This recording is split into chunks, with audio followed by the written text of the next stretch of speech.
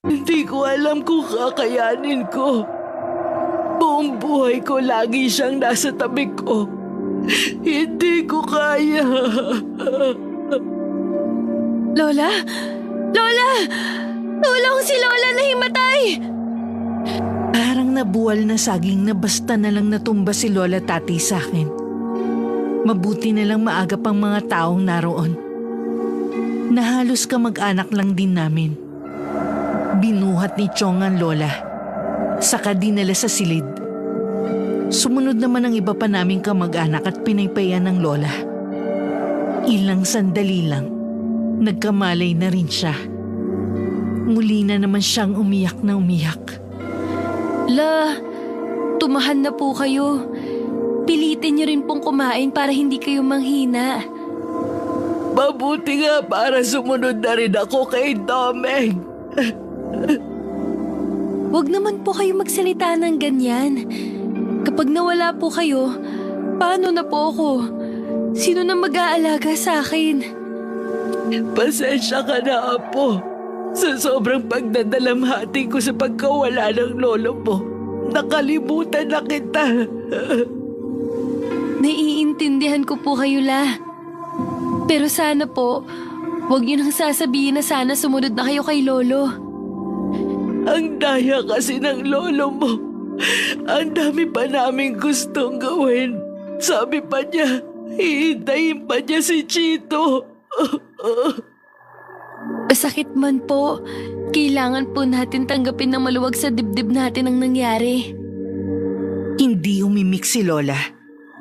Basta umiyak lang siya ng umiyak. Napilit ko na rin siyang kumain kahit konti lang. Hindi pa niya nakakalahati ang pagkain. Umayaw na agad siya. Kahit anong pilit kong dagdagan niya ang kinain, ayaw na talaga niya. Pilit lang niyang tinutulak ang plato palayo. 5 araw lang ibinurol si Lolo Domeng. Pagkatapos nun, hinatid na siya sa huling hantungan. Nakasara na talaga ang kabaong nito mula pa nung burol. Dahil sa hindi na maganda ang lagay ng katawan niya, inabot pa ng 3 araw.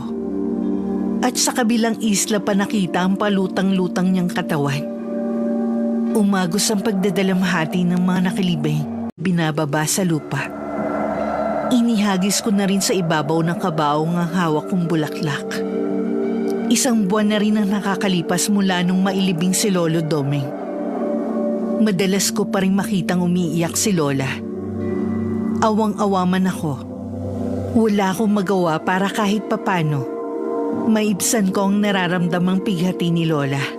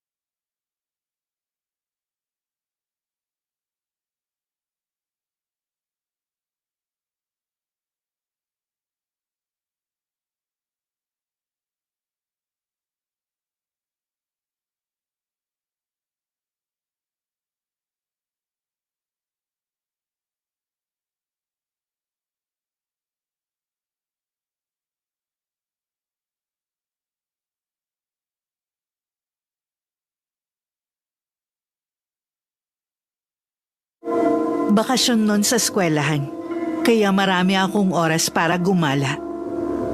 Minsan sinabi ko kay Lola na dadalawin ko lang ang puntod ni Lolo. Agad naman niya akong pinayagan. At namitas pa siya ng bulaklak na sariling tanim sa bakuran niya para alay kay Lolo. Nang nasa sementeryo na ako, natanaw ko na may lalaking nakatayo sa harapan ng puntod ni Lolo. Hindi siya pamilyar sa akin, kaya dahan-dahan akong lumapit sa kanya. Habang pinagmamasdan ko ang itsura niya, naapakan ko ang isang tuyong sanga na gumawa ng mahinang ingay. Biglang lumingon sa akin ang lalaki. Nanlaki ang mga mata ko sa pagkakita ko sa kanya. Chong, ikaw nga! Kilala mo ako? Pwede bang malaman ang pangalan mo? Ako po to, si Nueva. Anak po ng pinsan niyong si Vima. 8 taon pa lang po ako noon nung umalis kayo papuntang ibang bansa. Nueva? Ikaw na ba yan? Yung batang lagi kong pinapaiyak? Ang laki mo na. Dalaga ka na. Ako na nga po to. Naku, Chong, tiyak na matutuwa ang lola. Pauwi pa lang sana ako sa atin eh. Chong, alam niyo na po pala. Kaya po ba dito kayo tumuloy muna? Oo eh. Gusto niyo nga mang umuwi noon. Hindi pwede. Hindi pa kasi tapos ang kontrata ko eh. Naiintindihan ko po. Para ba kay tata yan? Opo, tanim po ito ni Lola. Aha. Pwede bang ako na lang maglagay ng mga yan sa punto ni tatay? Oo naman po. Inabot ko na kay Chong ang mga bulaklak. Kinuha naman niya yon at saka inilagay ang mga yun sa puntod ni Lolo.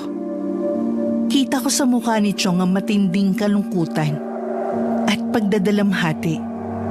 Sa pagkakatanda ko 10 taon din siya sa Saudi. Hindi siya umuwi.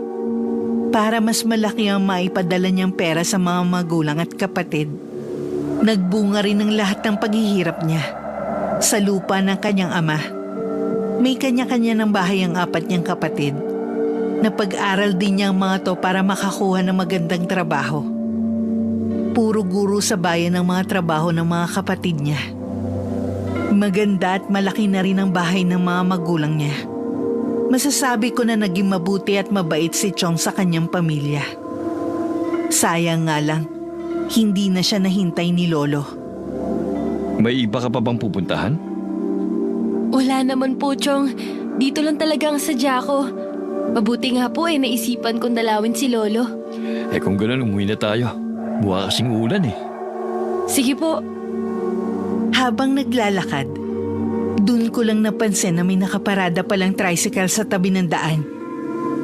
Napansin ko na may mga maleta at kahon sa likod. At hanggang sa loob. Sa likod ng driver na ako sumakay, habang si Chong sa loob ng tricycle. Pagkatapos ng 20 minutos, nakarating na kami sa bahay.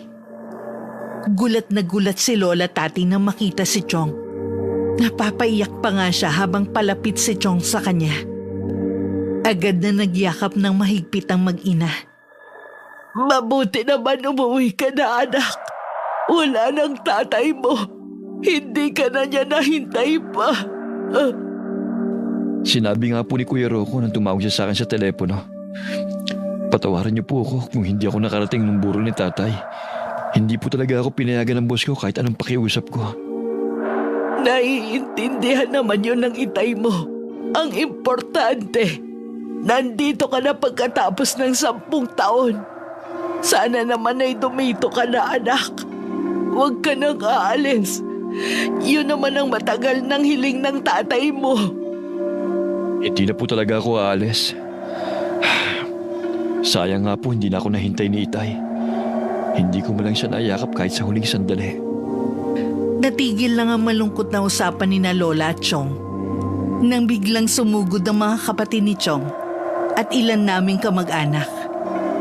Lahat sila niyakap si Chong at kinumusta. Halos hindi na nga siya makita dahil sa pagdagsa ng mga kamag-anak na gusto siyang kumustahin. Kilala kasi si Tio Chito na mabait at matulungin.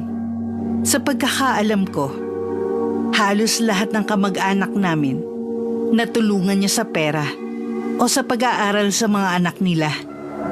Maging ang mga kapitbahay na nakakakilala kay Chong ay pumunta rin sa bahay namin. Lahat din ng kamag-anak at kaibigan ay binigyan din niya ng mga pasalubong. Nung gabi parang piyesta sa bahay. Maraming ipinaluto na pagkain at biniling alak si Chong. Mula sa malayo, pinagmamasdan ko si Tio Chito. Kahit tumatawa kasi siya, mababanaag mo pa rin ang lungkot sa mga mata niya. Bakit nandito ka? Wala po, La. Tinitignan ko lang po ang mga tao.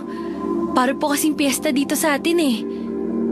Noon pa man kilala si Chito na magaling makisama sa mga kamag-anak at kaibigan. Kahit matagal siya sa ibang bansa, hindi pa rin siya nagbago. Ang bait pa talaga ni Chong kaya mahal siya ng lahat. Maiba ako. Kumain ka na ba? Opo, La. Matutulog na nga po ako eh.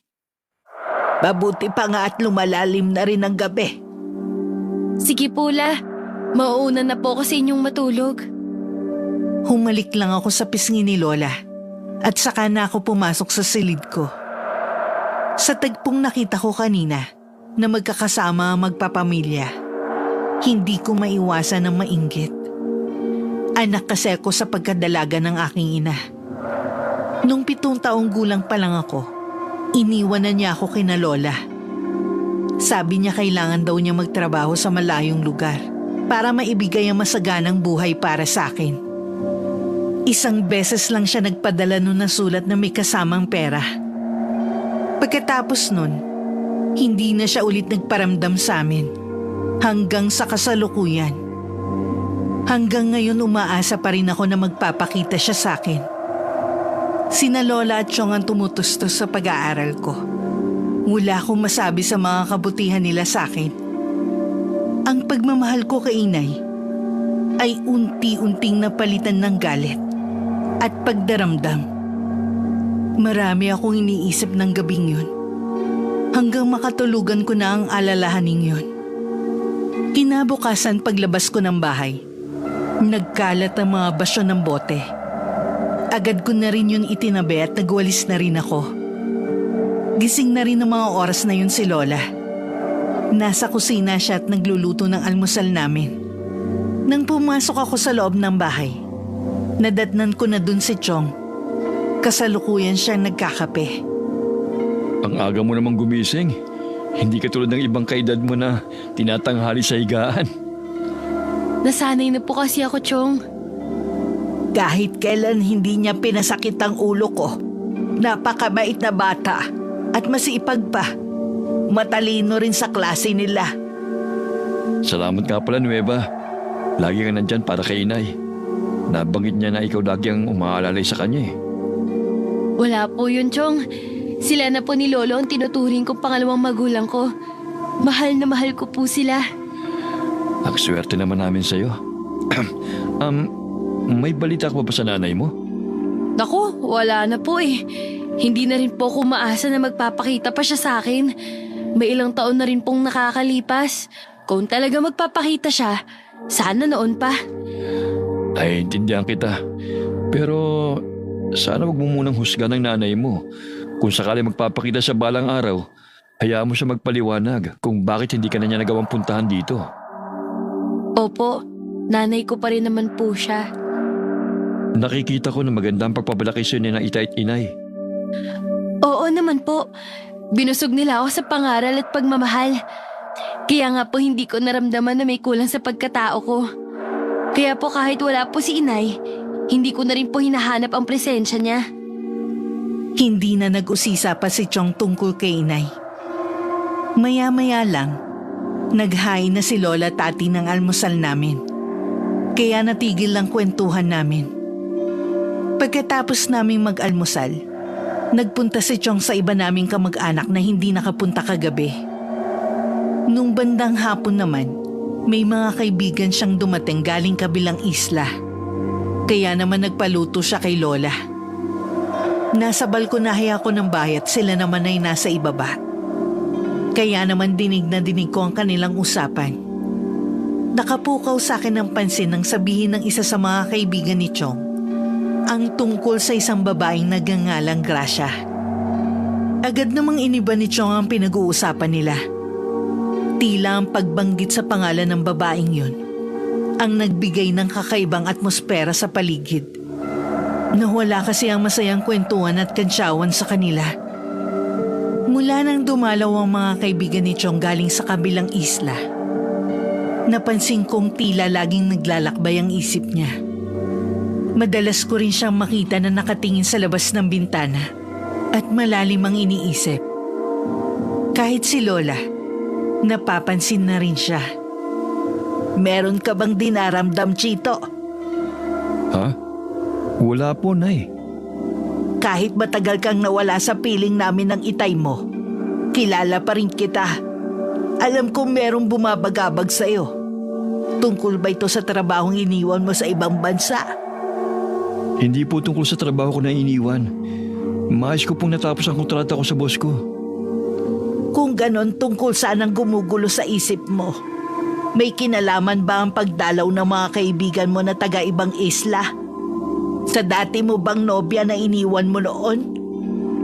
Nay, wala po talaga. Iniisip ko lang kung anong pwede kong gawing negosyo ngayong nakabalik na ako. Yun ang pong iniisip ko. O sige, basta kapag may problema ka, huwag kang magdadalawang isip na magsabi sa akin, ha? Nandito lang ako at handang makinig. Opo, Nay. Minsan narinig kong nag-uusap sina Lola at Tio Chito. Sinasabi ni Chong na gusto niya magtayo ng maliit na negosyo sa kanilang baryo. Para kahit papano, may mapagkuhanan kami. Sa totoo lang, halos lahat ng bangkan de motor na ginagamit ng mga bayaw niya sa pangingisda ay galing sa pera ni Chong. Ang tanging naipundar niya na masasabing kanya ay ang pinagawa niyang bahay na tinitirhan namin. Ano bang negosyong naiisip mo?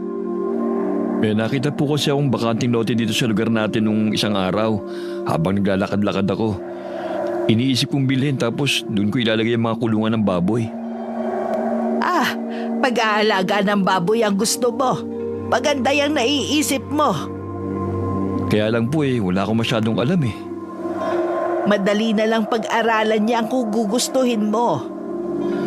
Oo nga po tsaka marami naman siguro pong tutulong sa akin kung sakali. Oo naman. Nandyan ang mga kapatid mo, pinsan at bayaw. Pwede kang humingi sa kanila ng payo o tulong. Tutulungan ko din po si Chong. Kapag wala akong pasok sa eskwelahan, pwede akong tumulong sa pagpapakain at paglilinis sa mga kulungan. Talaga? Salamat, Nueva ha. Dahil sa suporta niyo ni Nanay lumalakas ang loob ko na ituloy ang plano kong negosyo. Siyempre naman, susuportahan ka namin sa lahat ng gusto mo. Chito, matanong ko nga pala, wala ka bang nobyang naiwan mo sa ibang bansa? Wala po, Nay. Puro lang ako trabaho doon. Ganun ba? May balak ka bang mag-asawa kung sakali? Hindi ko po alam Kung sakali naman po na hindi na ako makapag-asawa, nandyan naman kayo ni Nueva Mas gusto ko pa rin na magkaroon ka ng sarili mong pamilya. Hindi habang buhay nandito ako. Si Nueva naman, may posibilidad na kunin siya ng nanay niya. O di kaya makapag-asawa. Ayoko na maiwan kang mag-isa. Ipaubahin na lang po natin sa Panginoon kung ano man po ang plano niya sa akin. Sa bagay nga, siya lang ang nakakaalam sa mangyayari sa atin. Nang sumunod na mga araw, inaasikaso na ni Tio Chito ang lupang gusto niyang bilhin. Malayo na yun sa kabahayan, kaya naman akma yun sa gusto niyang negosyo. Walang magrereklamo ng mga kapitbahay. Dahil 1 linggo na lang ang bakasyon ko, sinulit ko na yun. Pagkatapos kong tulungan si Lola sa gawaing bahay, nagpaalam na ako na pupuntahan lang ang kaibigan ko. Agad naman akong pinayagan ni Lola. Alam kasi niya na uuwi din ako bago dumilim. Malapit sa sementeryo ang bahay ng matalik kong kaibigan na si Susie. Naging malapit kami sa isa't isa. Dahil bukod tanging kaming dalawa lang ang nagpatuloy sa aming pag-aaral sa kolehiyo. At pareho pa kami ng kurso. Kahit 2 taon ang agwat ni Susie sa akin, hindi yun naging hadlang para mas maging malapit ako sa kanya kumpara sa kaedaran ko. Nang malapit na ako sa bahay ni na Susie, napasulyap ako sa isang bahay. May kalayuan yun sa bahay ng kaibigan ko. Ayon sa kanya, nag-iisa lang daw ang nakatira sa bahay na yun at isang albularyo. Sa tinagal-tagal ko nang pumupunta kina Susie, kahit minsan hindi ko pa nasisilayan man lang ang nakatira sa bahay na yun. Dahil sa abala ko sa kakaisip sa nakatira sa bahay na yun, hindi ko na malaya na nasa harapan na pala ako ng pinto ng bahay ni na Susie. at bumukas yun. Kanina ka pa ba dyan? Ha? Kararating ko lang. Nakatingin ka na naman sa bahay na yan. Sa tagal ko na kasing pumupunta dito sa inyo, hindi ko malang matsyempohan na lumabas ang kapitbahay niyong yan. Bakit? Magpapagamot ka ba? Ha? Hindi naman. Eh kasi albularyo siya. Baka kako kaya mo laging tinatanong kasi gusto mo magpagamot. Magaling ba siyang albularyo? Oo naman, marami na siya napagaling. Minsan nga, galing pa sa ibang isla ang mga nagpapagamot sa kanya. Bakit ngayon wala yata ang mga tao na nagpapagamot? Biyernes kasi ngayon, kapag ganitong araw, hindi talaga siya nanggagamot. Hindi ko alam kung anong dahilan niya. Ah, ganun ba? Oo, mabuti pa pumasok ka na. Dito na lang tayo magkwentuhan. May ginawang nilupak si nanay kasi alam niyang pupunta ka. Para meron daw tayong merienda. Siya nga pala. May dala rin akong tsokolate. Hiningi ko kasi yan kay Chong. Sabi ko ibibigay ko sa'yo. Nabalitaan nga namin na dumating na pala siya. Kaya ba matagal ka bago pumasyal ulit dito? Oo, lagi kasing may bisita sa amin. Nahihiya naman ako umalis. Marami laging ligpitin sa amin. Wala naman ibang gagawa kundi kami ni Lola. Sabi nga ni tatay sadya daw talagang mabait at galante yung Tio Chito mo. Sinabi mo pa. Nung bagong dating nga siya hindi maubos-ubos ang mga dumarating na kaibigan at kamag-anak namin. Parang pestahan sa dami ng pagkain na pinapaluto. Talaga? Ang saya naman sa inyo. Ikaw pa naman magkaroon ng galante at mabait na tiyuhin. Wala nang sasaya talaga. May pagmamalaki kong wika kay Susie. Marami pa kaming pinag-usapan. Tungkol kay Tito Chito lahat.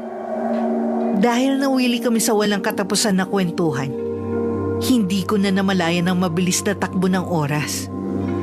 Pagsulyap ko sa orasan sa dingding, nagulat pa ako nang makitang malapit ng mag-alas 5. Nagmamadali na ako nagpaalam sa kanya at sa mga magulang niya na nagtataka pa sa pagmamadali ko. Lakad takbo ang ginawa ko hanggang makauwi ako sa amin. Pasensya na po, Lola. Ngayon lang ako umuwi. Maaga pa naman. Tsaka kinasusi ka lang naman nagpunta Ayoko po kasing masira ang tiwala niyo sa akin Baka sa susunod, hindi niyo na ako payagan. Kahit kailan hindi mawawala ang tiwala ko sa'yo. Kilala na kita mula pagkabata. Alam ko naman na maayos ang pagpapalaki namin sa'yo ng lolo mo.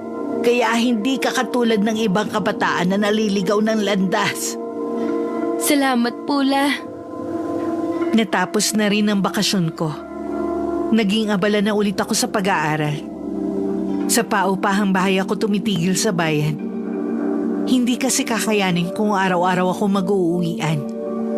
Tuwing Biyernes ng hapon ako umuwi. At tuwing Linggo naman ako bumabalik sa inuupahan ko. Dahil malimit akong wala sa bahay, wala akong kaalam-alam sa unti-unting pagbabago ni Tio Chito. 10 oras ng gabi yun. Hindi pa rin natutulog si Lola Tati. Hindi pa kasi umuwi si Tio Chito. Hindi rin kasi siya nagpaalam kung saan pupunta. Halos maidlip na sa upuan si Lola sa paghihintay sa anak. Nagulat pa si Lola nang biglang bumukas ang pinto ng bahay at pumasok si Chong. Bakit ngayon ka lang, iho? Kanina pa ako naghihintay sa'yo. Pasensya na po, Nay. Napasarap lang po ang kwentuhan namin ng mga kaibigan ko Hindi ko na namalayan ang oras. Kumain ka na ba? Oo, tapos na po. Tara na pong matulog. Sige na, mauna ka nang pumasok sa silid mo. Sige po, Nay. Matulog na rin po kayo. Masama na sa inyo magpuyat. Nang humakbang si Chong papasok sa silid nito, nasundan na lang siya ng tingin ni Lola. Ngunit biglang natigilan si Lola nang mapansin niya ang anino ni Chong. Napaantanda pa siya. Sabay usal ng panalangin na sana mali lang siya nang nakita. Nang gabing yon, hindi nakatulog si Lola sa kakaisip sa nakita niya sa anino ni Chong. Iniisip niya na baka guni-guni lang niya yon. O baka naalimpungatan siya dahil sa biglang pagdating ng anak niya. Biyernes ng hapon nakauwi na ako sa amin. Naabutan ko pa si Lola Tati na tila malalim ang iniisip. Kaya hindi napansin ang pagdating ko. Nasa harapan na kasi niya ako. Pero para bang tagus-tagusan ang tingin nito sa akin. La, ayos lang po ba kayo? Nueva, kanina ka pa ba nariyan? Hindi pa naman ganong natatagalan. May problema po ba? Wala naman. Teka, magmerienda ka muna dyan. Nagdala kasi ng pansit ang Tia Meli mo. Mamaya na lang po. Aayusin ko lang po ang mga gamit ko. Kailangan ko pa po kasing ibabad ang mga uniforme ko eh. Hanggang sa makatalikod ako, wala akong narinig na tugon kay Lola Tati. Pinagkibit balikat ko na lang ang inaasal ni Lola. Naisip ko na baka naaalala na naman niya si Lolo. Hindi naman kasi nawawala ang pangungulila niya rito. Nasa gilid ako ng bahay nang makita ko ang pagdating ni Tio Chito. Sana siya pero may kakaiba ko sin sa kanya. Tila babalisa siya at papaling-paling ng tingin. Dahil madilim sa kinaroroonan ko, hindi niya ako nakita. Sa hapunan naman hindi sumabay sa amin si Tio Chito. Sabi niya busog pa siya dahil kumain siya sa bahay ng kaibigan. Dahil sa kakaibang ikinikilos ni Chong, hindi ko na napigilan na magtanong kay Lola. Wala po ba kayo napapansin na kakaiba kay Chong? Katulad ng ano, Iha? Basta po, parang may kakaiba sa kanya eh. Ang hirap po ipaliwanag. Baka pagod lang ang Chong mo. Hindi naman kasi biro yung pag-aasikaso sa babuyan niya. Oo nga po, nangako pa naman akong tutulong. Pero hanggang ngayon, hindi pa rin ako nakakatulong. Ang dami kasing gawain sa eskwelahan eh. Naiintindihan naman namin. Ang intindihin mo na lang ang pag-aaral mo. Tsaka ka na lang tumulong kapag wala ka na masyadong ginagawa. Bukas po, baka pwede akong tumulong kay Chong sa paglilinis sa mga kulungan. Hindi pa ata siya nakakakuha ng mga tauhan eh. Hindi pa nga eh. Ayaw naman niya akong patulungin. Baka daw mapagod lang ako. Tama naman po si Chong. Dumito na lang po kayo sa bahay. Pareho talaga kayo ni Chito. Tingin sa akin eh, uugod-ugod na at wala nang silbi. Hindi naman po sa ganon. Kaya lang po, mas gusto namin na hindi nyo napagurin ang sarili nyo. Mag-enjoy na lang po kayo sa buhay. Nang mga sumunod na araw, nalaman na lang ni Lola Tati na ipinaubaya na muna ni Chong ang babuyan niya sa isang kaibigan na nakatira sa kabilang isla. Malimit daw kasing sumakit ang ulo ni Chong. Mas gusto raw nito magpahinga muna sa bahay. Mabuti pa siguro anak, magpatingin ka na sa doktor. Wala lang po ito, Nay. Sakit lang po ito ng ulo. Mawawala rin to. Napapansin ko rin kasi ang pagbaba ng timbang mo. Mabuti nang maagapan kung meron kang karamdaman. Sa sobrang kakaisip lang po ito ng pinasok kong trabaho, makakabawi din po ako. Huwag na po kayo mag-alala. Baka mamaya kayo naman ang magkasakit. Pero anak, Ayos lang po talaga ako, Nay. hindi na rin naman nagpumilit pa si Lola Tati. Nawala na rin naman ang kanyang pag-aalala kay Chong. Nang sumunod na araw kasi, naging masigla na rin siya at naging magana rin kumain. Pero wala kaming kamalay-malay ni Lola na sa kabila ng kasiglahan ni Chong, meron ng masamang nangyayari sa kanya na kahit si Chong, hindi yun alam. Naging maayos naman ang babuyan ni Tio Chito. Kaya lang hindi sang-ayon ng mga kapatid niya na sa ibang tao niya ipagkatiwala ang pamamahala sa babuyan niya. Iisa kasi ang sinasabi nila. Hindi daw mapagkakatiwalaan ang kaibigan nito. Dapat daw sa kamag-anak na lang nila ipinamahala Isang araw, hindi na nakatiis na maglabas ng saloobin si Chong kay Lola. Bakit ba ganyan ang mga kapatid ko? Pati pagdidesisyon ko sa babuyan ko, pinakikialaman nila. Wala ba silang tiwala sa akin? Hindi naman sa ganon, iho. Nagmamalasakit lang sila sa'yo. Kilala kasi namin ang mga kaibigan mo pero ang isang to, ngayon lang namin nakilala. Matagal mo na ba siyang kaibigan? Osyo mo? Oo, alam ko po na hindi niya ako lolokohin. Kaya sana po, pagsabihan niyo yung mga kapatid ko. Huwag na po nila akong pakialaman pa. Huwag kang mag-alala, iho. Sasabihan ko sila para wala nang tampuhan na maganap. Sa paglipas ng mga araw, kapansin-pansin ang pagbabago sa ugali ni Chong. Madalas siyang nagiging bugnutin. Sa akin lang siya kalmado kapag kausap ako. Madalas tuloy na pangilagan na siya ng mga tao sa amin. Chong, pwede po bang pumunta ngayon sa babuyan nyo? Oo naman. Nabalitaan ko po kasi na nanganak na yung inahin ninyo. Sige, pumunta ka lang doon. Nandun naman yung kaibigan ko eh. Tanungin mo sa kanya kung nasa yung kulungan ng inahin na bagong panganak. Masaya ako na lumabas ng bahay. Magkikita rin kasi kami ni Susie. At sabay na kaming pupunta sa babuyan ni Chong. Pagdating sa tagpuan namin, naroon na si Susie. Agad na rin kaming umalis. Sa magkasangang daan, ang kaliwa ay papuntang sementeryo. Ang kanan naman ay papunta sa babuyan ni Chong. Ilang minuto lang ang lakaran patungo ron. Pagdating doon, hinanap kagad namin ang kaibigan ni Chong. Pero hindi namin siya mahagilap. Ang laki naman pala ng lupang nabili ng tiyuhin mo. Pwede pa siyang magpatayo ng bahay niya dito eh. Sinabi mo pa. Pero nasan kaya ang kaibigan ni Chong? Baka nandyan lang siya sa tabi-tabi. Baka nagpapakain ng mga baboy. Maglakad-lakad na lang muna tayo. Sige, baka makita rin natin ang kaibigan ni Chong. Agad namin nakita ang kulungan ng inahin kasama ng mga biik nito. Marami din palang nadagdag na kulungan ng baboy.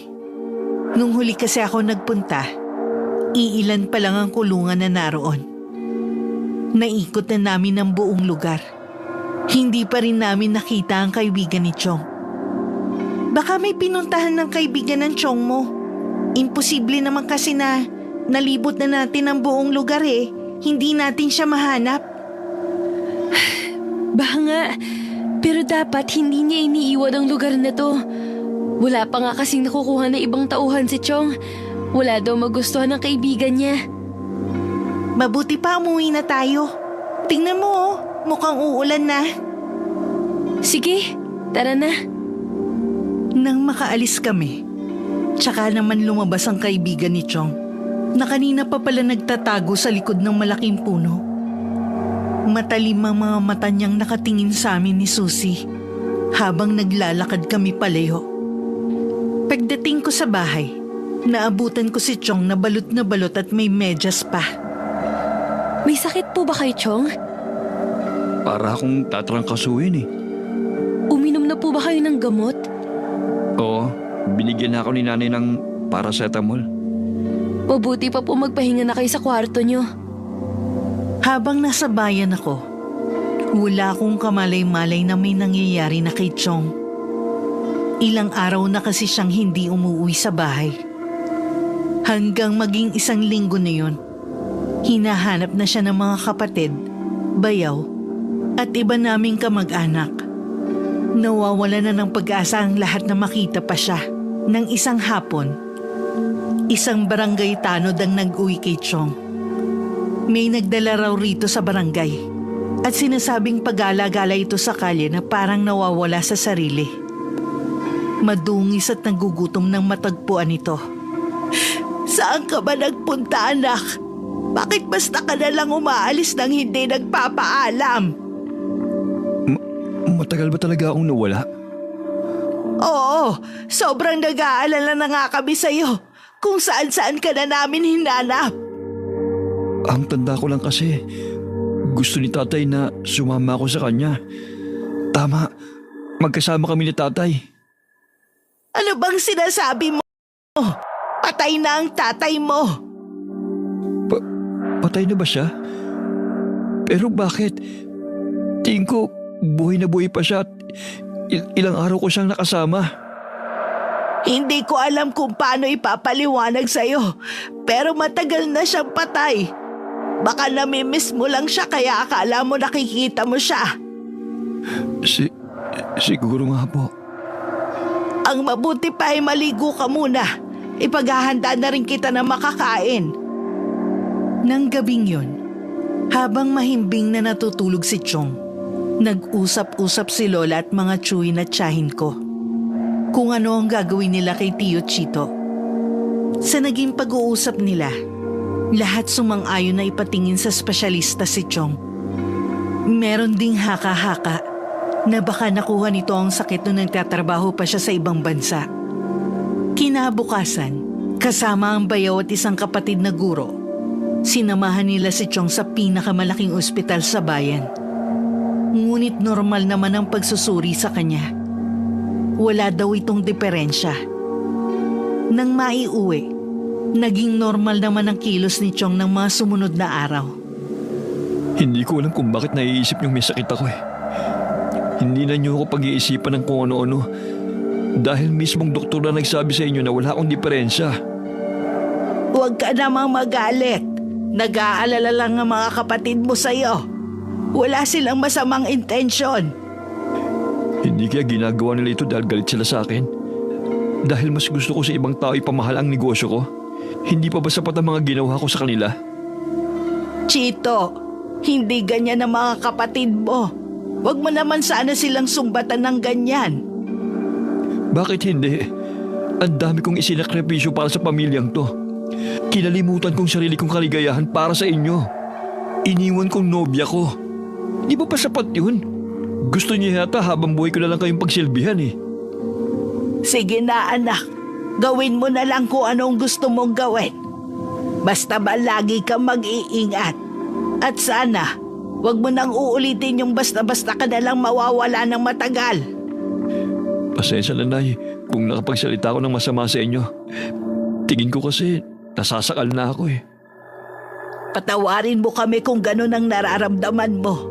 Kakausapin ko din ang mga kapatid mo. Salamat po't naiintindihan niyo ako. Gaya ng hiling ni Chong, hinayaan na nga lang siya ng mga kapatid niya. Maging si Lola, hindi na rin siya pinapakialaman sa mga ginagawa niya. Hanggang mapeste ang mga alaga niyang baboy. Sunod-sunod na nagkasakit ang mga baboy sa hindi malamang dahilan. Ang nakakapagtaka, tanging mga alaga lang niyang nagkasakit.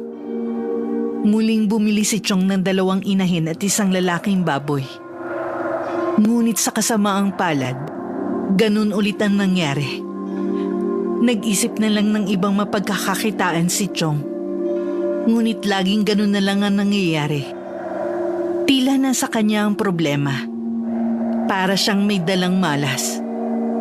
Hanggang dumating na magkasakit siya ng malubha. Ilang beses din siyang isinugod sa ospital. Pero paulit-ulit na sinasabi ng mga doktor na wala silang nakikitang diferensya kay Chong. Na labis na ipinagtataka namin. Minsan na ikwento ko yun kay Susie. Awang-awa na kasi ko sa kalagayan ni Tio Chito. Minsan nga narinig kong binanggit ni Lola Tati sa tiyahin ko na naubos na raw ang ipong pera ni Chong. Parang dinapuan ng sumpa o di kaya kamalasan ng Chong mo. Pwedeng tama ang mga doktor. Wala talaga siyang sakit. Kung makikita mo lang ang itsura ni Tio Chito, hindi mo sasabihin wala siyang sakit. Pwedeng sa paningin niyo lamang siya may sakit. Dahil yun ang dapat niyong makita para mapaniwala kayong may sakit nga siya. Ha? Hindi kita maintindihan. Tingin ko, hindi doktor ang kailangan ng Chong mo, kundi magaling na albularyo. Bakit albularyo? Ano sa tingin mo ang nangyayari sa tiyuhin ko? Sa tingin ko, kinukulam ang tiyuhin mo eh. Sino naman ang gagawa nun? Mabait at magaling makisama si Tio Chito. wala siyang kagalit na kahit sino. Buong buhay din niya, inilaan niya sa pamilya namin para mabigyan niya lahat ng magandang buhay. Medyo nagsusungit na nga lang siya netong huli.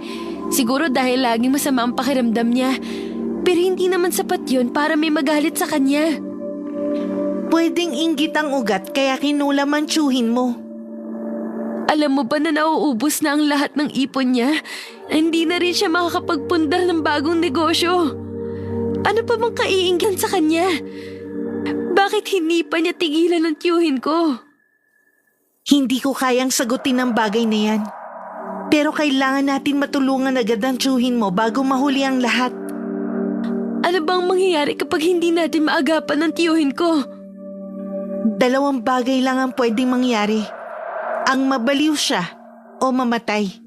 Depende yan sa gustong mangyari ng taong nagpakulam sa kanya. Tulungan mo ko, Susie. Anong gagawin natin? Nasa malapit lang ang taong maaaring makatulong sa atin. Ang kapitbahay niyo? Kaya lang araw ng Biyernes ngayon, hindi siya tumatanggap ng bisita. Di bale, puntahan na lang natin siya bukas. Ang importante, may naiisip na tayong solusyon. Umuwi na muna ako sa amin. Sinabi ko kay Susie na maaga akong babalik sa bahay nila. Pag-uwi ko, nadatnan ko si Chong na nasa sala. Masakit di umanon siya nito at hindi makakain. Uminom po kayo ng maligam-gam na tubig. Baka po nalamigan ng tiyan niyo. Teka lang po, ikukuha ko lang kayo. Salamat, Nueva. Mabuti ka pa. Kahit lagi akong galit, hindi pa rin nagbabagong trato mo sa akin. Naiintindihan ko naman po kayo eh. May sakit po kayo. Kaya siguro laging mainit ang ulo niyo. Mabuti ka pa. Kahit bata ka pa, malawak na ang pangunawa mo. Inumin niyo na po to, Chong. Sana po ay pilitin ninyong kumain para hindi kayo manghina. Pinipilit ko naman eh. Kaya lang, lalo akong nangihina. Hindi ko alam kung bakit. Chong, may itatanong sana ako sa inyo. Ano yun? May alam ba kayo na taong maaaring magalit sa inyo? O di kaya nais kayong paghigantihan? Wala eh. Bakit mo naman naitanong yan? Bahalang po makatulong sa inyo. Sa paano naman makakatulong ang sinasabi mo? Posible po kasing may kumukulam sa inyo. Ano? Imposibleng sinasabi mo, Nueva. Walang gagawa niya sa akin. Paano niyo po ipaliliwanag ang nangyayari sa inyo? Nakikita namin may sakit kayo. Pero ang tingin sa inyo ng mga doktor na tumitingin sa inyo, walang sakit. Hindi ko alam kung paano ipapaliwanag yan. Gusto ko po kayong gumaling na. Ayoko po na nahihirapan kayo ng ganyan. Ipasa Diyos na lang natin ang anumang nangyayari sa akin. Handa naman ako sa kung ano man ang magiging kapalaran ko eh. Dama ko sa mga salita ni Chong ang labis na kalungkutan ng mga oras na yun. Hindi ko tuloy maiwasan na mapaiyak na lang. Maraming tanong sa isipan ko. Bakit kung sino pa ang mabuti at mabait? Siya pa ang labis na pinahihirapan. Kahit walang pahintulot ni Chong, pumunta pa rin ako sa albularyo na kapitbahay ni na Susie. Magkasama kami nagtungo sa bahay nito. Nang magbukas ng pinto ang albularyo, namangha ako dahil sa itsura nito. Hindi kasi yun ang inaasahan kong makakaharap ko. Akala ko kapag sinabing albularyo, matandang lalaki o babae dapat. Ang kaharap ko ay halos kaidaran lang ng tiyuhin ko. Marahil matanda lang ng konti kay Chong. Matutulungan niyo po ba kami? Kailangan ko munang makita at masuri ang tiyuhin mo para malaman ko kung anong klaseng kulang bang ginawa sa kanya. Kaya lang po ayaw niyang pumunta rito. Hindi kasi siya naniniwala sa albularyo. Siguro po dahil matagal siya nagtrabaho sa ibang bansa. Bago ko gamutin ang tiyuhin mo, dapat bukal sa loob niya ang pagpapagamot sa akin. Mahirap kasing gamutin ng isang tao na hindi naniniwala na kaya ko siyang pagalingin. Nakikiusap po ako sa inyo, Manong. Ayoko pong nakikita siyang naghihirap. Naging mabuti po siya sa akin at sa iba pa. Kahit sa ganitong paraan man lang, makaganti ako sa kabutihan nilang mag-ina sa akin. Sige. Titignan ko kung anong magagawa ko. Hanggat hindi ko siya nasusuri, hindi ko malalaman kung nakulang nga ba talaga ang tiyuhin mo. Maraming salamat po, Manong. Bigla akong nabuhayan ng pag-asa nang marinig ko yun na sinabi ng albularyo. Maging si Susie na tahimik lang na nasa tabi ko ay kita ang saya. Nang araw na yun, sumama sa amin ang albularyo. Ngunit pagdating namin sa bahay, nagkakagulo sila. Nawawala daw si Chong kanina pa. Hindi malaman kung saan nagpunta. Kanina nandito lang siya ay bigla na lang siya nawala sa silid niya. Sino po ang naghahanap sa kanya? Ang mga tiyuhin mo. Dumito ka na lang, Apo. Hayaan mo na lang sila sa paghahanap. Sige po, Lola. Siya nga po pala. May kasama po ako. Sino ang kasama mo, Apo? Isa po akong albularyo. Dito rin po ako sa baryo na ito nakatira. Kaya pala parang pamilyar ka sa akin. Ano ang kailangan mo sa amin? Albularyo ka mo? Nandito po ako dahil sa pakiusap ng apo nyo. Gusto niya pong suriin ko si Chito. Ganun ba? Pero narinig mo naman siguro, nawawala ang anak ko. Maghihintay po ako hanggang mamaya. Baka makita na rin siya. Hindi ko kasi alam kung papayag siya na magpatingin sa'yo. Hindi kasi naniniwala ang anak ko sa albularyo eh. Ganun po ba? La, subukan lang po natin. Ba siya ni Manong Eman, di ba? Ay, wag na muna natin yan pag-usapan. Ang unahin muna natin ang hanapin ng tiyong mo. Naramdaman kong ayaw nang makipag-usap ni Lola. Kaya hindi ko na lang ipinilit ang gusto kong mangyari. Nang tignan ko ang albularyo, blanko ang mukha nito. Ilang sandali pa, nagpaalam na rin siya na aalis na. Pero bago yun, sinabi muna niya sa amin na nasa sementeryo si Chong. Nasa harapan ng puntod ng ama nito. Noong una hindi kami agad naniwala ni Lola. Ako na ang nagpresenta na pumunta sa sementeryo. Nakita ko nga si Chong doon. Nakahiga sa lupa sa harap ng puntod ni Lolo. Narinig ko pa ang mga sinabi niya na labis na nagpaantig sa puso ko. Patawarin niyo po ako, Tay. Binigo ko kayo ng maraming beses. Sana nahintay niyo pa ang pagbabalik ko. Sana nakabawi man lang ako sa inyo. Chong, Ha? Anong ginagawa mo rito? umuwi na po tayo. Hinahanap ka na po ni Lola. Hindi ko alam kung may mukha pa akong iharap sa kanila. Kahit kay inay. Binigo ko rin siya. Huwag niyo na po isipin yan. Mahal ka po ni Lola. Lagi ka po niya pinagmamalaki mula noon hanggang ngayon. Kahit pa mga kapatid niyo. Chong, umuwi na tayo. Sige. Nang tumayo si Tio Chito, dahil matindi pa ang sikat ng araw ng mga oras na yun, may kakaiba akong napansin sa anino niya. Kinurap-kurap ko pa ang mga mata ko para matiyak na hindi lang ako pinaglalaruan ng imahinasyon ko. Pero naroon pa rin talaga ang dalawang anino. Nang sulyapan ko si Chong, nagtataka ang tingin niya sa akin. Nagpatiuna na si Chong sa paglalakad habang ako'y nasa likod niya. Dalawa pa rin ang anino ni Chong. Ang nakakabahala, ang isang anino ay may dalawang sungay na tila isang hayop. Nawala lamang ang isang anino ni Chong na makauwi kami sa bahay. Sinalubong agad si Chong na mahigpit ni yakap ni Lola at ng iba pang naroon. Ako naman tila wala sa sariling nagtuloy-tuloy lang pumasok sa loob ng bahay. Hindi ko na pinansin ang mga tanong nila kung saan ko natagpuan si Tio Chito.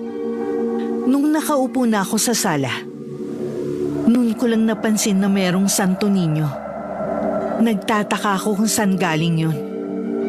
Nung hapunan kami lang dalawa ni Lola ang magkasalo, nagpahatid lang ng pagkain si Chong sa silid niya. Mula sa kusina, tanaw ang Santo Niño sa sala. Kaya naalala ko yung tanungin kay Lola. La, saan po galing ang santo sa sala? Sa Tia Meli mo. Dito muna niya ipinalagay sa bahay natin. Ganun po ba? Lola, meron sana akong sasabihin sa inyo. Ano yun? Sa tingin ko po, kailangan na po natin ipagamot si Chong. Kanina po kasi, may nakita akong anino niya. Nakita mo rin? Kung ganon, hindi ko lang guni-guni yun. Nakita niyo rin po pala? Oo, Apo. Natatakot na po ako, Lola. Baka kung anong gawin ng nilalang na yun kay Chong. Hihingi tayo ng tulong sa albularyo. Sa ayaw at sa gusto ni Chito, ipapagamot natin siya. Nang gabing yun, lumipat ako sa silid ni Lola. May naririnig kasi akong ingay sa loob ng silid ni Tito Chito. Naririnig din pala yun ni Lola. Gustong-gusto na nga niyang puntahan pero pinigilan ko siya. Huwag na po, Lola. Si Chong lang yung gumagawa ng ingay sa kwarto niya. Baka kung ano ang nangyayari sa kanya. Magdasal na lang po tayo. Ganon nga ang ginawa namin ni Lola. Taimtim kami nagdasal para sa kaligtasan ni Chong. Ngunit sa gitna ng aming pagdarasal, bigla kami nakarinig ng malakas na ingay sa kabilang silid. Hindi na nakatiis si Lola. Mabilis siyang nagtungo sa kabilang silid. Ako naman kahit natatakot, sumunod pa rin ako kay Lola. Pagdating namin sa silid ni Chong, nadatnan namin siyang mahimbing na natutulog sa kama niya. Maayos din ang buong silid nito. Nagkatinginan pa kami ni Lola Tati. Pareho ang laman ng isip namin kung saan namin naririnig ang ingay kanina. Pagtingin namin, nasa sahig na ang Santo Niño at basag na. Nakatingin lang ako habang itinatabi yun ni Lola. Bumalik na lang kami sa silid at pinilit makatulog. Kinabukasan, kahit puyat gumising pa rin si Lola para magluto ng almusal. Sabay naman kami nagising ni Chong. Ngumiti pa siya sa akin. Sa silid ka ba ni nanay natulog? Opo. Natatakot po kasi ako kagabi eh. Bakit? May nangyari ba kagabi? Pasensya na, maaga ako nakatulog eh. Kasi po, merong ingay na naririnig sa silid niyo. Pagpunta naman po namin, mahimbing kayong natutulog. Baka naman sa kapitbahay lang natin ang maingay na yun. Siguro nga po. Ang mabuti pa, tayo na sa kusina. Sigurado nakahanda na ang almusal natin. Naamoy ko ng sinangag ni nanay na maraming bawang. Agad naman akong tumalima kay Chong. Sakto nga naghahain na si Lola. Ako na lang ang naglagay ng mga plato at kubyerto sa mesa. Minabuti ko na rin na wag nang banggitin ang tungkol sa nabasag na santo. Habang kumakain kami, kinukumbinsi ni Lola Tati si Chong na pumayag ng magpasuri sa albularyo. Pero matigas ang pagtanggi niya. Wala kang nagawa ang mga doktor eh. Paano naman ako mapapagaling ng albularyo? Kaya nga walang makitang sakit sa'yo ang mga doktor. Baka albularyo makakatulong sa'yo. Respetuhin niyo po sana ang desisyon ko. Ayoko po magpatingin sa kung sino mang albularyo. Kasi anak, may napansin kaming kakaiba sa anino mo. Hindi pangkaraniwan. Ano pong ibig niyo sabihin? Meron pang ibang nilalangan nasa kwarto mo. Pareho namin yung nakita ni Nueva. Nay, huwag niyo pong takutin ang mga sarili niyo. Wala pong ibang nilalang sa katawan ko. Nakikiusap ako sa iyo, anak. Pagbigyan mo na ako. Bilang nanay mo, magpatingin ka na sa albularyo. Mangiyak-ngiyak na nun si Lola, Tati. Pero hindi talaga niya napapayag si Chong. Gusto ko rin sana siyang kumbinsihin. Pero naisip kong hindi nga niya pinakinggan si Lola. Ako pa kaya na pamangkin lang niya. Nang mga sumunod na araw, kapansin-pansin ang paglubha ng karamdaman ni Chong. Makailang ulit pa rin siyang nagpatingin sa mga doktor. Pero ganun pa rin ang sinasabi nila. Wala silang makita na anumang sakit niya. Dumating ulit ang bakasyon. Umuwi muna ako sa amin para makasama sina Lola. Kahit ako nagulat sa itsura ni Chong. Para siyang kalansay sa sobrang payat. Chong, bakit ganyan na pong itsura niyo? Para kayo hindi na kumakain. Kumakain pa rin naman. Kaya lang, hindi lang tumataba. Buti, bakasyon na kayo. Oo nga po eh. Matagal-tagal ko na rin po kayong makakasama. Kapag nasa bahay ako, lagi kong pinagmamasdan si Chong. Lagi kasi siyang malungkot. Nabanggit din ni Lola na wala nang pumupuntang kaibigan niya. Simula nang igupo ng hindi malamang sakit. Malimit pa rin daw makarinig ng ingay si Lola sa silid ni Chong. Minsan pangaraw, isang napakalaking boses.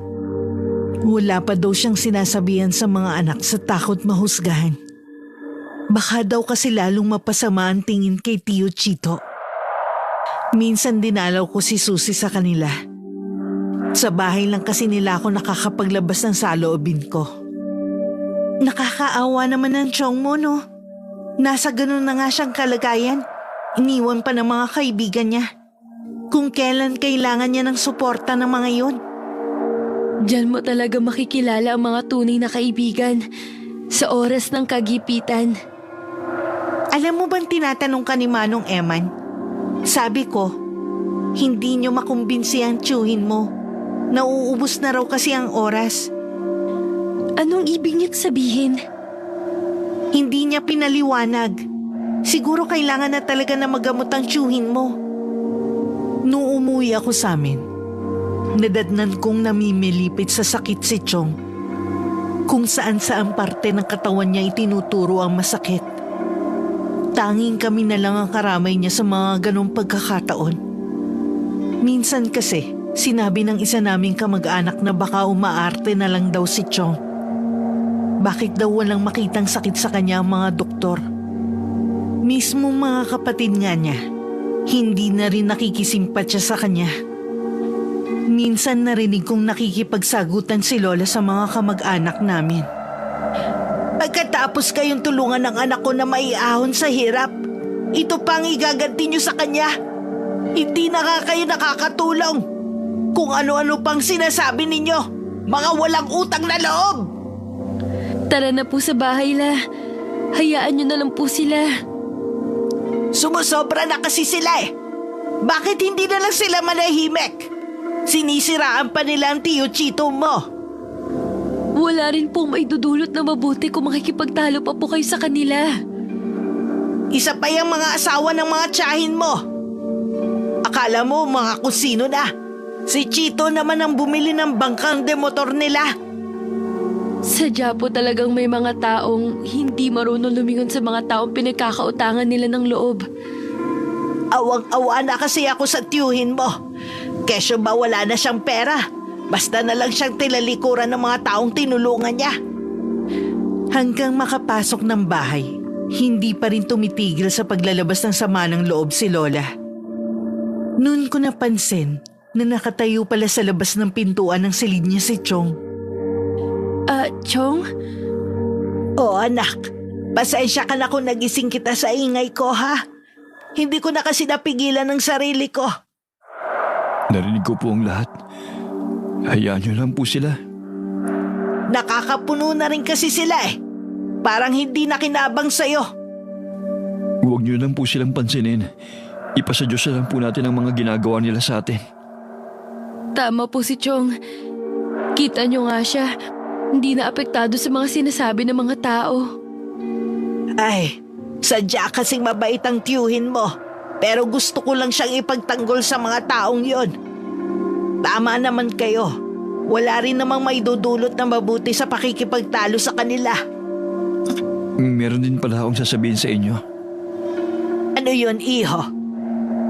Gusto ko na sana magpatingin sa albularyo. Talaga ba?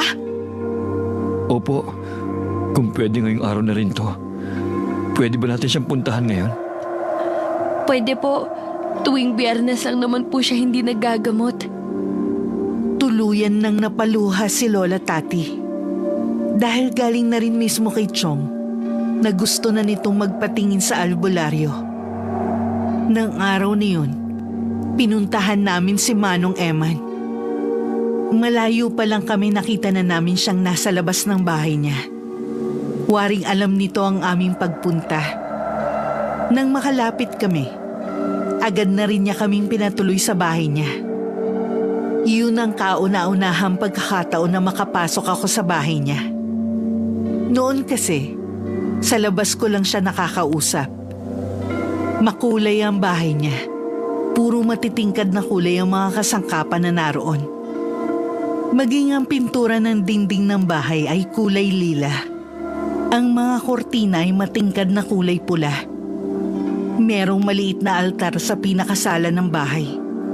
May iba't ibang kulay at laki ng kandilang nakasinde sa ibabaw nito. Mabuti na kapag isip-isip ko na rin na magpagamot sa akin. Gusto ko kasing gumaling alang-alang kay inay at sa pamangkin kong si Nueva. Naunawaan ko. Mabisa talagang dahilan ng mga mahal natin sa buhay para labanan ng mga pagsubok na dumarating sa atin. Sa tingin mo kaya kulang ang sanhi ng pagkakasakit ko? Yun ba kaya ang dahilan kaya hindi malaman ng mga doktor ang tunay kong sakit? Hindi lang basta kulam ang iginawad sa'yo ng taong yon. Matinding sumpa na hanggang kamatayan dadalhin mo. Laging nakasunod ang anino niya sa'yo. Lagi siya nakabanday sa bawat paghihirap mo. Hindi kita kayang gamutin dito. Pero akala ko magagamot mo ko. Kaya nga nandito kami ngayon. Kailangan mong tumawid sa dagat para hindi ka niya masundan pa. Doon kita gagamutin. Nagkatinginan kami ni Lola sa ipinahiwatig ng albularyo. Nang araw na yun, hinanda namin ang gamit ni Chong at ilan naming gamit. Kahit kasagsagan ng sama ng panahon, pumalaot pa rin kami dahil sa utulakas na alon sa bangka namin. Nang makarating kami sa isla, dun pa lang kami nakahinga ng maluwag. Payak lamang ang pamumuhay sa isla na yun dahil mga kubo lamang ang tinitirhan ng mga taga ron. Dinala kami ng albularyo sa isang kubo. Dito kita gagamutin, Chito. Bakit kailangan pang lumayo tayo?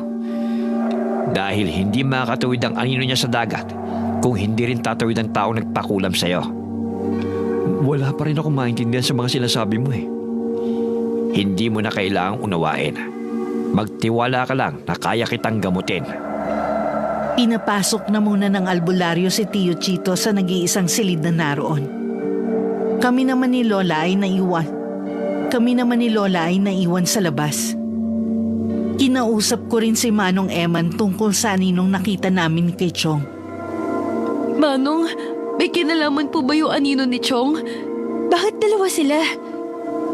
Sa anino niya nilagay ang kanyang sumpa kay Chito para kahit ang isip nito ay kaya niyang basahin. Hindi pa. Kailangan ko munang gamutin ang sakit na inilagay ng taong yon kay Chito. Makikisabat na sa inyong usapan. Pwede bang malaman kung sino ang nasa likod ng pangungulam sa anak ko? Kilala niyo po siya. Malapit ang taong yon sa inyo. Sa katunayan, meron siyang kasabwat para ibagsak si Chito. Pero anong dahilan nila? Bakit nila ito ginawa sa anak ko? Kilalang mabait ang anak ko at marunong makipagkapwa-tao. Matinding inggit po ang nakikita kong dahilan ng taong yon. Pwede rin paghihigante. Sabihin mo, sino ang taong nagpapahirap sa anak ko?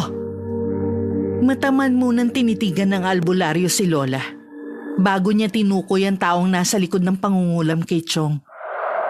Kahit ako nabigla, hindi ko kasi akalain na magagawa yun ng taong yun kay Tio Chito. Tama lang pala na pagsalitaan sila ng hindi maganda noon ni Lola. Biglang nag-init ang ulo ko dahil sa ingratong yun. Wala sana siya sa kinalalagyan niya ngayon kung hindi dahil kay Chong. Ilang sandali pa iniwan na rin kami ng albularyo. Kailangan na raw niyang umpisan ang paggagamot kay Chong. Ngayon alam na daw ng taong yun ang kanyang presensya. Kaya gagawin daw lahat nito para mapigilang gumaling si Chong. Hindi ako makapaniwalang magagawa yun ng bayaw niya na asawa ng Tia Meli mo. Sa lahat ng manugang ko, siya ang pinakamabait sa lahat. Minsan po kasi, ang kabaitan meron ding itinatagong lihim. Patawarin ako ng Diyos kapag nalaman ko talaga na may kinalaman din si Meli sa ginagawa ng asawa niya. Itatakwil ko siya bilang anak ko. Alamin po muna natin ang panig niya. Tama ka. Uuwi muna ako sa atin. Sasamahan ko na po kayo. Hindi naman po pababayaan ni Manong Emma ng Chong. O sige. Dahil hindi maganda ang panahon at nagngangalit pa rin ang alon sa dagat, nagpalipas muna kami ng ilang araw pa. Nang gumanda na ang panahon, nagpahatid muna kami sa isang bangkang demotor.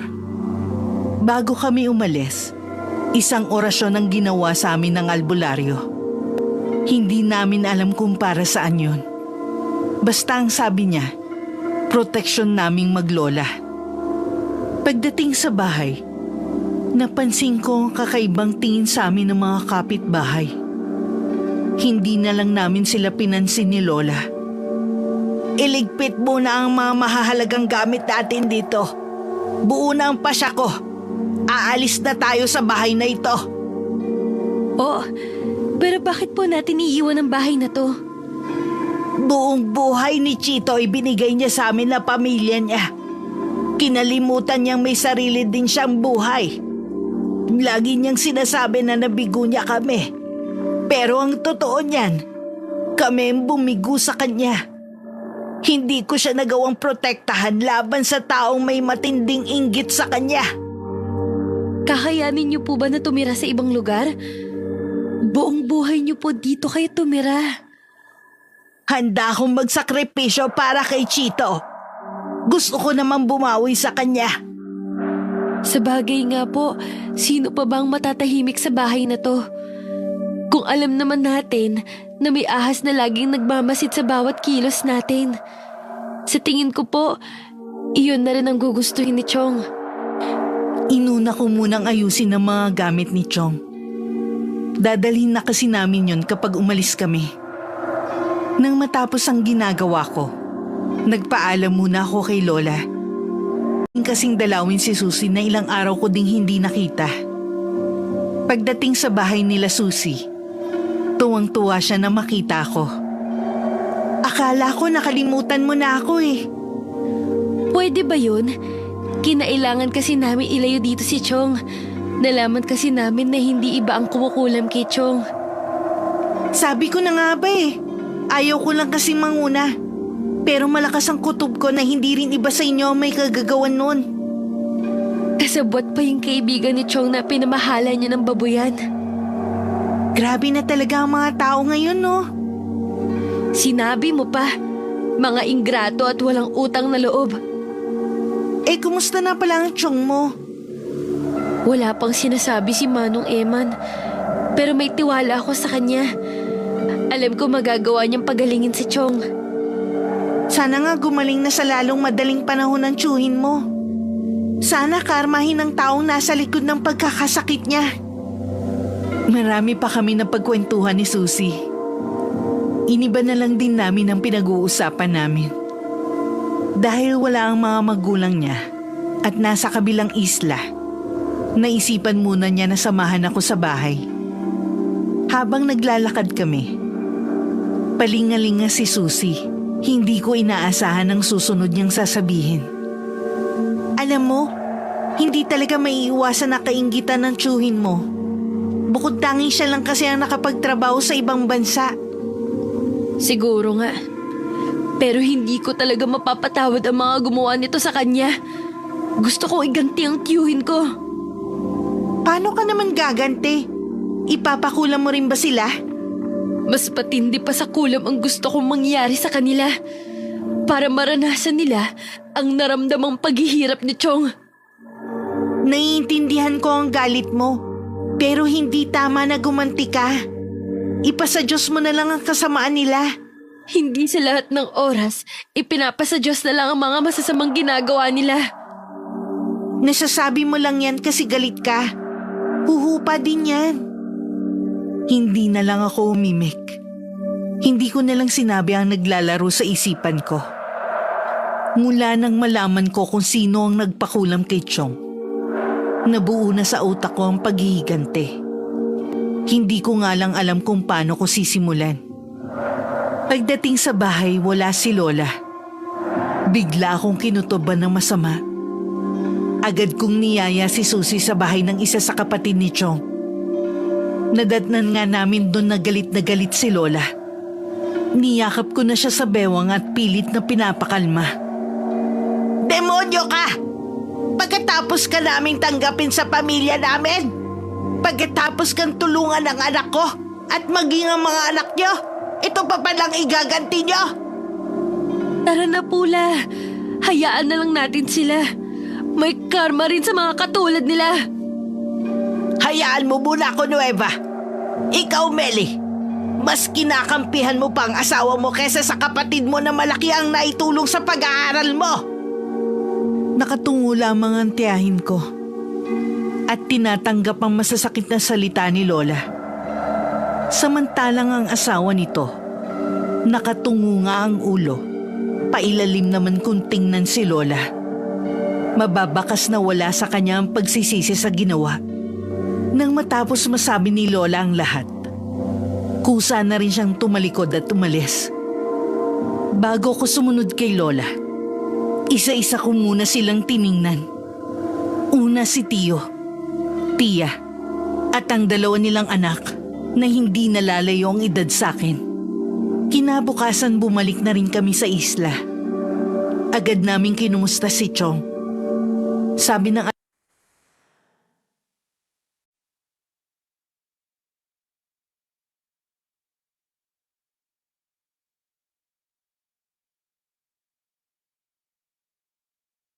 albularyo na tutulog siya. Nagbabawi lang daw si Chong nang nawalang lakas nito nung mga nakaraang araw, nung hindi siya nakakatulog. Nang pumasok kami sa silid, mahimbing ang natutulog si Chong. Sa loob ng ilang araw, malaki na ang ipinagbago ng anyo niya. Ang dating humpak na pisngi, muli na nagkakalaman. Hindi na rin maputla ang kulay ng balat niya. Maging ang mga sugat na basta na lang tumubo sa balat niya. Unti-unti na rin natutuyo at nawawala. Hinayaan ko muna na si Lola ang nasa silid. Lumabas ako para kausapin ng albularyo. Ibig po bang sabihin, magaling na si Chong? Ganun na nga. Nagawa niya malampasan ang pinakamatinding pagsubok na dumating sa buhay niya. Maraming salamat po sa tulong niyo. Hindi mo kailangang magpasalamat. Tungkulin ko ang gamot. Bakit po sobrang bata niyo para maging albularyo? Ang alam ko po kasi, ang mga albularyo, mga matatanda na. Hindi naman lahat ng albularyo mga matatanda. Pero, bihira nga ang ganitong edad. Paano po kayo naging albularyo? Bakit ba ang dami mong tanong? Wala lang po, dahil lang po sa kuryosidad. Noon pa po nakuha niyo ng atensyon ko. Ganun ba? Gusto mo rin bang maging albularyo? Hindi po, gusto ko pong maging guro. Ha! Maganda yan. Nagtagal pa kami sa isla niyon. Nagustuhan kasi ni Chong ang katahimikan ng lugar. Tuluyan na rin bumalik sa dati ang kalusugan niya. Si Lola naman naisip na sa bayan na kami manirahan. Doon ko napagtanto na desidido na talaga siyang lumayo sa isla kung saan kami nakatira. Natitiyak niyo po ba na gusto niyo nang lumayo tayo? Oo, Chito. Nawala na sa akin ang ama mo. Ayokong dumating na maulit muli ang pagkakapahamak mo kung mananatili tayo roon. Magiging masaya ako basta magkakasama tayong tatlo. Kayo pong bahala. Wala akong tutol kung ano man ang desisyon niyo. Kung sa bayan po tayo titira, araw-araw ko na po kayong makakasama. Oo naman, Apo. Ang ipon ni Lola ang ginamit namin para makabili ng maliit na bahay sa bayan. Si Chong naghanap ng trabaho para kahit papano ay meron siya mapagkaabalahan. Ako naman, abala na muli sa pag-aaral. Hanggang sa kasalukuyan, laman pa rin ang isip ko kung paano makakaganti sa taong kumulam kay Chong. Hindi talaga ako matatahimik hanggat hindi ko na ipaghihigante ang taong pinagkakautangan ko ng loob. Araw ng Sabado, nagpaalam ako kay Lola na makikipagkita lang sa isang kaibigan. Agad naman niya akong pinayagan. Lingid sa kanya, babalik ako sa isla na dati naming tinirhan. Matagal na rin kasi akong pinagbawalan na bumalik doon. Hindi ko lang kasi matiis na hindi bumalik doon. May isang tao lang akong gustong makausap. Wala rin naman akong balak na makipagkita sa mga kamag-anak namin doon. Nang makababa ako sa bangkang de motor na sinakyan ko, mabilis kong tinugpa ang 100. Hinihingal pa ako na marating ko ang bahay ng albularyo. Inaasahan ko na ang pagdating mo. Akala ko ba pinagbawalan ka ng bumalik sa isla na to ng lola mo? Pero importante ang sadya ko sa inyo. Ano naman ang mahalagang sadya mo? Mahigit 1 taon na rin mula nung kulamin ng mga taong yun si Chong. Dahil mabait ang tiyuhin ko, nagawa niyang patawarin ng mga taong gumawa ng masama sa kanya. Pero ako, hanggang ngayon, hindi pa rin matahimik. Ano ngayon ang gusto mong mangyari? Gusto kong gumante, pero hindi ko alam kung paano. Siguro gusto ko rin siyang kulamin kasama ng buong pamilya niya. May kakilala ka bang pwedeng gumawa ng gusto ko? Ang totoo niyan, meron. Talaga? Pwede niyo ba akong ipakilala sa taong yun? Hindi na kailangan. Nasa harapan mo na siya. Ha? Kayo po? Hindi po ba albularyo kayo?